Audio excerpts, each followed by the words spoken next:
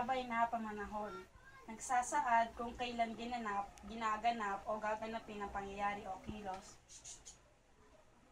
May pananda ng sa noon kung, kapag, tuwing, buhat, mula, umpisa, hanggang. Halimbawa, magbigay, niyo. Number 1.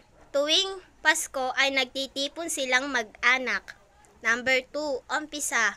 Bukas ay dito ka na manunuluyan. Number 2, walang pananda.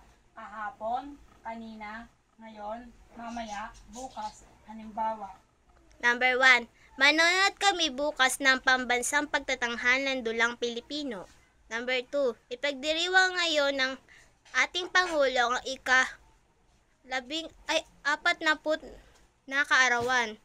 Number 3. Nagsasaad ng Dalas, araw-araw, tuwing, taon-taon, buwan-buwan. Halimbawa. Number 1. Tuwing Mayo ay nagdaraos kami sa aming pook ng Santa Cruzan. Nag-eehersisyo siya tuwing umaga kapag mapanatili ang kanyang kalusugan. Stop na.